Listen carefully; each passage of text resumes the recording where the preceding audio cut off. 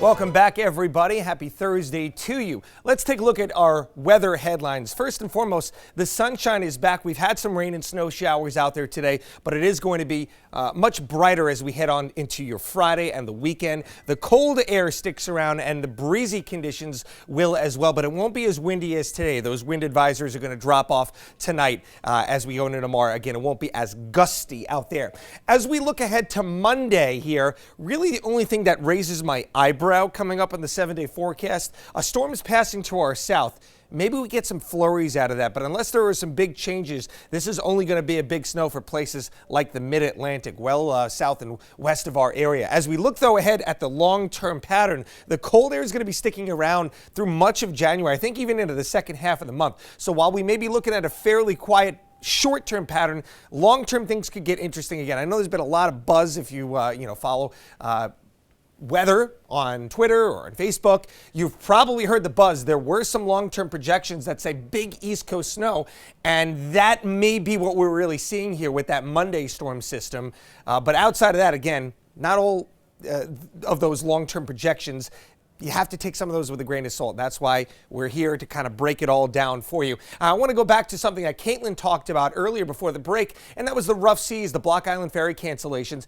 Yeah, the seas are quite disturbed out there because of this windy pattern. So even though we talked about some of those higher wind gusts up towards places like Logan and out towards Worcester, still enough to kick up the water because of the lack of friction as you get over the water. And really, we just have sensors that pick up the wind along the shoreline. We don't have those outside of the buoys, which I'll tell you right now, offshore, they are picking up some nice wind gusts. And look at these wave heights that we could see, 9 to 12, double-digit feet. Yeah, that's going to cause ferry cancellations more often than not. So it's a gale warning by the book here through tomorrow morning. I still think you'll see a small craft advisory issued probably right on through the weekend. So just make sure you're checking with your carriers as we head throughout the weekend and beyond here. Again, a lot of folks do some traveling over the weekend. You go to the Vineyard, go into, say, Block Island.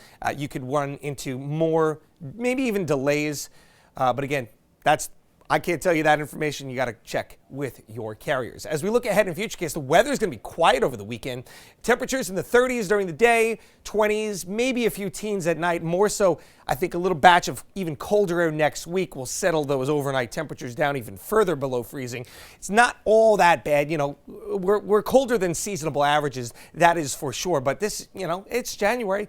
You would tend to see these temperatures more often than you would not. 20s, 30s, here we are into Friday afternoon and evening. We'll be dipping down below freezing. Again, another cold night coming up. Some clouds as we head into Saturday morning, but other than that, it looks like a mostly sunny weekend. Just some clouds here and there. And again, temperatures during the day will be hovering right around the freezing mark. Then we watch that storm. Here it is developing on Sunday. You can see it over the mid part of the country, rain on the lower side. There's always some icy concerns, especially when you get towards the heartland, places like the panhandles of Texas and Oklahoma. They'll be dealing with that. And then big snow is developing here on the northern side through the Central Plains, grazing even places like Chicago, moving into the Ohio Valley. And again, we're going to keep an eye on it because it is within striking distance here, but there is pretty good agreement with our weather models that this is going to stay south of us here and really just be a nuisance and then some for the mid-Atlantic. Take a look at this like blue swath right here, even some areas of pink indicating 6 to even as much as 6 inches to as much as a foot of snow. And D.C. has not seen a snow like that in quite a while. So we may be left just waiting on the next event. 33 degrees tonight. It was a mild day when you look at these temperatures. We're not going to see 40 degrees again for quite some time. It'll be 37 tomorrow, so we'll fall just short. 30s through the weekend. Again, look at those overnight temperatures as they do get lower into next week. We're between, say 15 and 20. Outlying areas even a little bit colder than that. Outside of the storm passing south on Monday, we remain quiet and a little bit on the breezy side as well. The cold air continues, Caitlin, so it'll be feeling like winter, just not in the sense of big snow. I was going to say, come on, you're letting me down. I kind of wanted a snow day. I feel like I'm letting a lot of my followers online down because they've been really giving it to me the last week. All right, when are we finally getting this big one? But yeah, looks like it's at least going to have to wait until I'd say middle to second half of the month.